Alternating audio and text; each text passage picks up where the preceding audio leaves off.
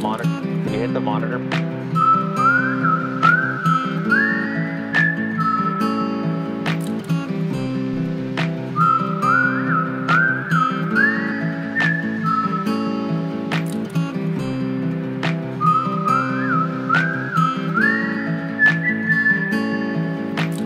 Baby, know I got that gravestone feel. I'ma run, run, run till I break my heels. What you doing? You should join me. Got a long ride ahead. I could use some company. I got 6 strings, 10 fingers, 10 toes. I'ma run these souls as far as they can go. 'Cause I'm a string, an instrument, a chime. And who am I to think that the time that ticks is mine? Hey, run into my gravestone quick. Run into the angels. Hey, run into my angels quick. Running through my anger. Hey, run into my gravestone quick. Running straight to danger. Hey, running from the same old shit. Run, run. Welcome to the School of Hidden Knowledge podcast and live stream. The information being shared with you is top of the food chain knowledge. Please use the strategies and techniques discussed in this broadcast wisely. Your host, Ronnie Sandelin, will be your wizard to guide you through your journey towards freedom, discovery, and higher knowledge. Remember to know thyself and pay no attention to the opinions of sheep. We live today in a golden age. This is an era that man has looked forward to, dreamed of, and worked toward for thousands of years. But since it's here, we pretty well take it for granted. You know, for 20 years, I looked for the key which would determine what would happen to a human being. Was there a key I wanted to know which would make the future a promise that we could foretell to a large extent? Was there a key that would guarantee a person's becoming successful if he only knew about it and knew how to use it? Well, there is such a key, and I found it.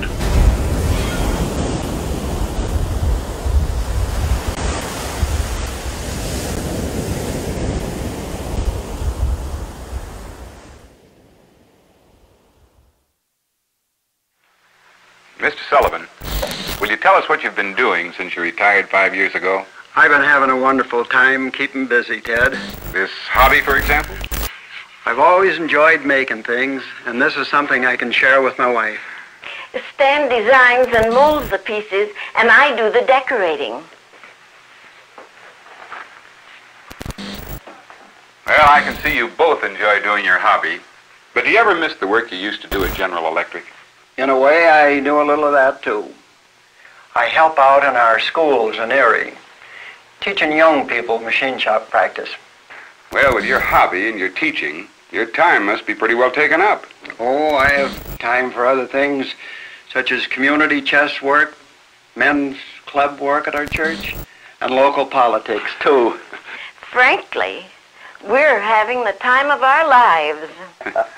Well, you certainly seem to have a full and satisfying life. But to do all this, you must have had quite a savings program. My savings alone, Ted, wouldn't have been enough. The General Electric pension plan was a tremendous help. I only contributed a small part of my earnings toward my pension. The General Electric Company contributed too, even more than I did. That isn't all. We even have medical expense protection that General Electric makes available to pensioners. Ted, today Estelle and I have very few worries. Well, thank you very much, Mr. and Mrs. Sullivan. In 1912, the same year that Mr. Sullivan began his career at the Erie plant, the General Electric Company established its first pension plan. Now, General Electric, in striving for progress for people as well as products, has been one of the pioneers in this important social progress. And today, the General Electric pension plan is considered one of the best in the country. This voluntary program has enabled retired senior citizens like Mr. Sullivan to lead lives rich in personal satisfaction and community service. This is indeed progress. And as you know, at General Electric, progress is our most important product. A piggy bank is a symbol of saving. All right, so today's topic is pensions are imploding, okay, and average Americans are dying with debt, okay? So could you turn on the monitor? I get a little echo. Okay. You can just do it from I would probably do it just to make sure, do it from the interface. Anyway, yeah, the big button. Don't worry about it. I'll show you after the live stream. Anyway, so today we're talking about pensions. There is a $210 trillion pension liability in America. So $210 trillion. All right. So right now we have a national debt of $20 trillion. And that's not even including the $210 trillion of unfunded pension liabilities. So the U.S. has two national programs for the care of the elderly: Social Security, which provides a small pension, and Medicaid and Medicare, which covers medical expenses. And we're living at the end of government entitlements. Okay, so these are some of the largest line items in the budget is Social Security and Medicaid, and we're $20 trillion in debt, and we have a $210 trillion liability. I mean, we're unable to pay $210 trillion. We're already $20 trillion, and at $20 trillion in American debt, it's unsustainable. The average debt per taxpayer is sitting somewhere around $170,000 per U.S. taxpayer, and that's crazy. And so to think that at $20 trillion in debt, that we're at $170,000 in debt per U.S. taxpayer. Again, that's not including your own personal debt, your credit card debt, your student loans, your auto, your mortgage, all those good stuff. That's just what America's decided to tax you and to take from you and to put you as a citizen in debt, okay? And so $210 trillion, I haven't done the math, but if $20 trillion is $175,000 per taxpayer, imagine $210 trillion. So Forbes is calling this Uncle Sam's debt nightmare. The federal debt as a percentage of GDP has almost doubled since the turn of the century. In theory, Social Security and Medicaid don't count here.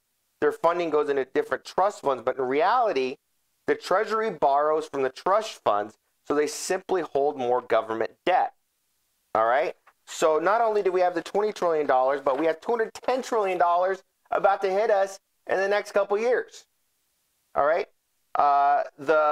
Among the many tidbits in this report that just came out reveals that the 75-year liability, I mean, there's not going to be 75 years. This is about to completely implode on us. I mean, completely implode. There's no way you can look at the numbers and see how they're going to work out. So the Heritage Foundation just did a report as well showing that the average state, okay, so that is government unfunded, federal unfunded liabilities of $210 trillion. Now let's talk about the state level, because that's a completely separate thing, right? The state level unfunded liability is sitting at $6 trillion. $6 trillion. A fellow in economics budget entitlements, Rachel Gressler, did a research, analyzed tax, Social Security, disability insurance, and she found that despite a solid year of investment returns, the unfunded liabilities of state and local, so state and local pensions increased by $433 billion and is now sitting at $6 trillion. All right. That's a whopping $18,676 for every man. Now we got to separate those two statistics, right? So if it's $18,676 for every man and woman, think about what it is per actual taxpayer, okay? Because if you look at the national debt, it's at $175,000 per taxpayer, but around $50,000 per citizen. So most people don't even pay taxes, right? That's the simple truth of America, is that we have less and less people actually paying taxes into this system, as we have a system that's growing and growing and growing to the point where it's about to implode. All right? This is bad news for workers that worked at the state and local level who were promised a pension. All right? The video that we just showed, the idea that our grandparents and our parents and our great-grandparents were sold about what a pension was. A pension was a promise, right? A pension was a promise that if you work at the state government or the local government or the federal government or even for private companies such as the one we saw for GE, that they were going to put aside money in an account and grow the money through investments, which we just actually what they're doing is gambling your money. A lot of these pensions they put, for example, during this recession, okay, they put some of these pensions were being put into some crazy shit, basically just gambling with these people's retirement. So the idea is it's going to grow, and more people are going to pay in as the population grows. But that's just not how it worked out, right? Less and less people are paying into the system, and we have a bigger and bigger unfunded liability about to just explode on itself. Okay, so very, very bad news. And so we already have a system that we have where we already have an economy, rather, where the U.S. buying power, the dollar, your dollar doesn't amount to much anymore. Year by year, the dollar's buying power is eroding. So what does that mean? That means that, did you just adjust the video size? Oh, okay, weird. That means that every year that, let's say you have $1,000. Every year that $1,000, you can buy less and less stuff with that $1,000. Okay? And, you know, the thing is, most people are still trying to hit their parents' and grandparents' goals. They're still trying to make their $100,000 fucking dollars a year. Dude, that was your fucking daddy's goals. Okay?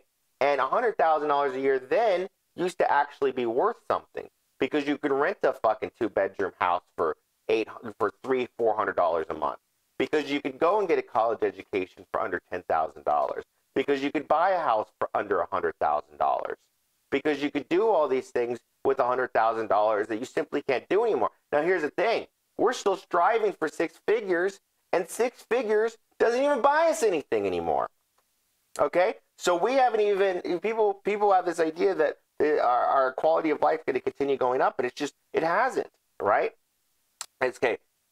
So most states have strong protections for promised pension benefits, right? So most states have this guarantee, but that doesn't mean anything if they're out of money. Where are they going to get the money from? Who's going to give them the money? Okay, why would they get the money? So what's going to end up happening is that they're going to have these states and local governments are going to have to go in and renegotiate with these pensioners. Either tell them, hey, look, we're going to have to give you half, if they're lucky, half of what was promised. And probably a lot of people are just going to end up with nothing. And what are they going to do? Sue? They may be able to sue, but where's the money going to come from? Okay? So with the average funding ratio of only 33.7% across the state, okay, so that means that it's only funded by 33%. If you're going to do this, you want at least 100% funding, right? So it's only 33% funded. This is crazy. There's no surplus in these pensions. They're sitting, if it was a gas tank, they're sitting in a third empty right now. And the car's still moving. This is crazy. This is fun. Okay, I had a friend of mine who's been like, dude, over the years I've known you, you've gotten more and more conservative. And I'm like, man, it's not that I'm more and more conservative. It's like, once you look at the facts, once you look at the numbers, once you look at the ticking time bomb that's about to hit us, and we have the House and the Congress saying, you know, oh, we're going to raise the debt ceiling. We have, in the next couple of weeks, we have this another government shutdown, supposedly, to not just raise the debt ceiling, but to eliminate the debt ceiling. Okay, so who's going to pay the debt? Who's going to pay for all these unfunded liabilities? Right now, it's China is a big buyer of our treasuries, but why would they continue buying it if it's a bad investment? If they're lending money to people that can't afford to pay it back, right? That's America. We're a country that's gone well past the ability to pay back our unfunded our debts, essentially. Okay, so this is very, very bad. And what's happening is that Americans are in so much debt that they're dying with their debt. Okay, this new study shows that 73, and this study's by Experian, File One, and Credit.com. This is Time Money. So all of these are very, very good sources. Americans have so much debt, they're taking it to the grave. 73% of American consumers die in debt. Let me repeat that. 73% of American consumers die in debt. The average total balance left over is $61,554. $61,554. So the average person, the average American dies with almost $62,000 in debt. Okay, and people are telling me, well, own a home. You need to own a home. It's such a great investment. How is it a good investment if the average person is dying, still owing money on their home? See, this idea of go to college, buy a house, do these things that we're told. Those are your granddaddy's dreams. Those are your daddy's dreams. Those dreams are dead, guys. Okay. Now, if you go to college, you end up with $50,000 to $100,000 student loan debt. Now, if you buy a home, you end up dying in debt. You never own your home. People say, "Oh, I'm a homeowner." You're not a homeowner. The bank owns the home. You own the home when you finally pay it off, but then you're still going to owe real estate tax on that home, right? Whole nother story. I'll do a live stream on that and how crazy that is. So $61,554, the average American dies in debt. Mortgage debt, outstanding auto loans, personal loans, and now student loans. Student loans. So in this order, the average person dies with $4,531. Excuse me. The average person dies with $25,000 in student loans, $4,531 in credit card loans, $17,1,100 in auto loans, and $14,793 in personal loans. Crazy. So who ends up? You may think, well, if I die, it doesn't matter, right? That doesn't matter. I hope I die in debt, right? Well, the thing is, if you have relatives, if you have children, if you have people that you care about, then you actually have any assets. Well, the average American doesn't have any assets. Then the creditors are gonna go against your estate and take any asset that's left over, if there's any money left over, which there usually isn't. So this is the state of America, guys, right? We're at the point where it says 49.2% of U.S. households receive U.S. benefits. Okay? And actually it says up to 52% are receiving U.S. benefits, U.S. government benefits. This is alarming. This is alarming. The good news is that there are a lot of ways to protect yourself. Now, we can't protect America. We can't protect the general population, unfortunately. It's too late, right? So we are going to head into a disaster.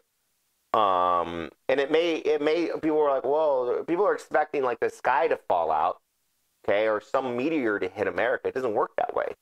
The way it works is homes are $1 million and you can't afford them.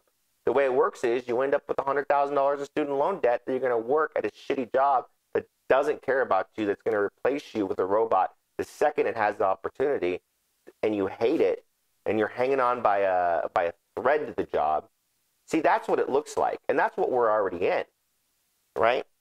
So there is another way, right? If you start a business, now yesterday I told you about Cambridge Analytica, how they were just busted for, some crazy shit. They were saying that they were bribing politicians and trapping politicians with prostitutes. But what the real scandal, it seems to be, was the fact that they data mined Facebook, which of course it was okay when Obama was doing it, right? Nobody cared when Obama got elected with Facebook ads, because he was the first president to get elected, the first president to actually utilize internet marketing and data.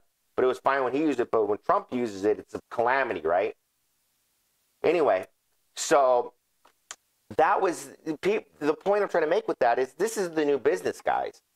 Yesterday's topic of live stream was data is the new oil, right? So go where the money is, follow the money, see what's going on in the economy, know what the economic conditions are, know how to hedge your bets against them, know how to protect yourself, protect your family, protect the people you love, or you're going to get swallowed. All right? Data is the new oil. I encourage people to get into lead generation because that is a data-driven business. We are data miners. We're the new oil miners. We're the new gold miners. Okay? Commodities can be virtual now. Commodities don't just have to be a physical good anymore. Commodity is data. Data is a commodity. Sell commodities. Sell stuff that's essential to keep businesses running. And right now, all the big businesses, all the big companies want data for multiple reasons. That's how you stay competitive. That's how you know how your customers engage with your product. So sell them what they want, right? So this is big business, guys. And most Americans don't even know this is happening under their nose. I think now it's starting to come out more with the Cambridge Analyticas and with, people understanding, hey, look, maybe we're not getting a free ride with social media. Maybe this is actually,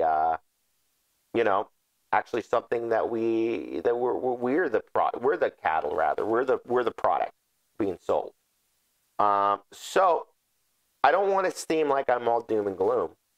I just want to let you know and have you aware of the economic conditions we're currently facing, so you can navigate your business in a way where you're going to succeed.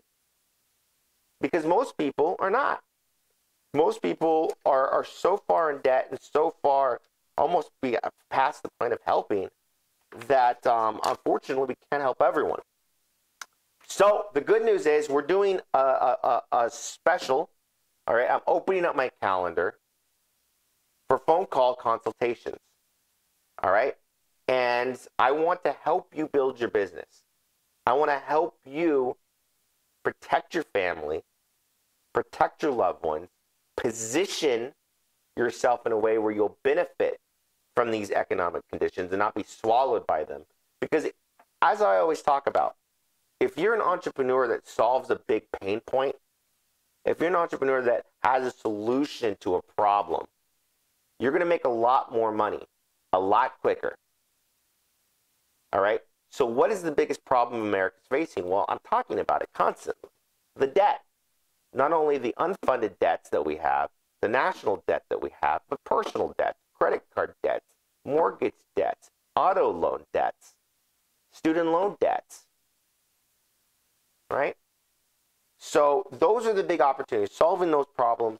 In my School of Hidden Knowledge, I teach you how you can get into the data business, how you can benefit off the new economy, how you could be a digital entrepreneur in this emerging economy, or you're going to get left behind. I'm doing my best. I share a lot of free info with you guys. I want you guys to be educated. I actually I got put on, what is it called? Temporary suspension for too many live streams. So and which was fine. We've been meaning to push it over to our School of Hidden Knowledge page. So if you like this information, not only make sure to like the page, which I'm sure you already like the page, but on the top right-hand corner of the page, I'm not sure. Next time I'll create a graphic and show it. But anyway, there's a way to make sure you get all the notifications. So anytime we're doing a live stream, you're going to get notified, okay? Because Facebook is really lowering the reach of these pages. So the best way to get connected and make sure that you are tuning in is to get those notifications. Now, we're also going to come up with a schedule. I think we're going to do at least 3 a week on a consistent schedule, maybe something like Monday, Wednesday, Friday. We're working on that now.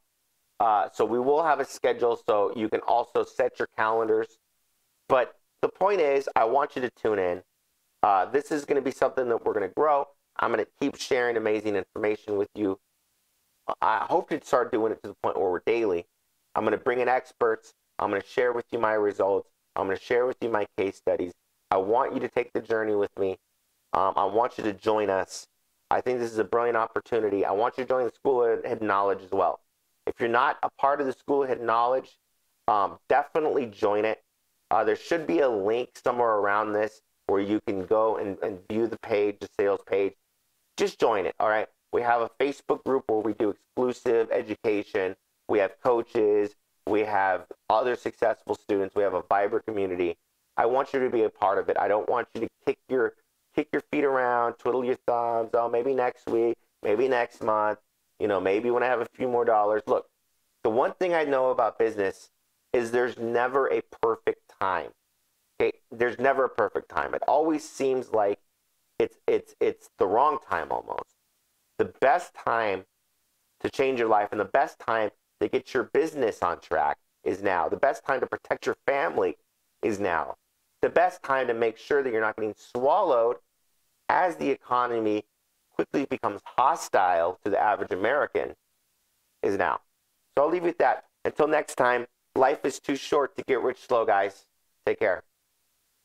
Hey, it's Ronnie Sandlin, and I'm over here in Dominican Republic in Punta Cana. I'm just hanging out on a pier, and I'm glad that you're here with me because in the next couple weeks, I'm going to be traveling the world, and I want you to come along and see if this is the right field for you. If you're interested in internet marketing, if you're interested in starting an online business, I would definitely invite you to come along and see what the School of Hidden Knowledge is all about and see if this is the right fit for you. Baby, know I got that gravestone feel. I'ma run till I break my head. Hey, run into my gravestone. Just a couple of years ago, I was dead broke, like negative 60 bucks in my bank account. I had to raise $60 just to be at zero. There's so much an amazing world and amazing people to meet and amazing experiences to have that to limit yourself to just that kind of cycle and that loop of a 9 to 5, I don't think that's living, and I think this is living. But another thing that's really cool is walking around with no intentionality. So no intentionality means that you don't have an agenda, which is something that I believe a lot of people don't have because they're stuck in a job, they're stuck in a cycle where every day is kind of the same repeating loop. And some people never break that cycle, but I learned that once I broke that cycle and was able to live my life free of intentionality, free of boundaries, that to me is the absolute level of freedom that I couldn't see myself living without anymore. I could not live without that freedom to be able to just travel and be able to go to the country I want, to visit friends in any country. It now feels like the whole world is my backyard. By all means, this is not some get-rich-quick scheme or, building a business is building a business. This is building an online business. It requires a skill set, it requires working capital, and it requires the ability and the tenacity to go get what you want. But if this is something that interests you, there's so many people living this lifestyle, being able to travel, being able to work from their computer anywhere around the world with an internet connection, that it's a no-brainer if this is the lifestyle you want. It's available for you, it's out there, and I invite you to come grab it if this is something that interests you. So come along. So how you like me now that I'm free? You could come along, run your feet. So follow me, you're in place you will be. The cards are in your hand, you can change your destiny. 'Cause ashes, we all fall down. All my heroes are living underground, but what's the point of me running so fast? Got the dirt between my toes and I wanted to lie. Hey.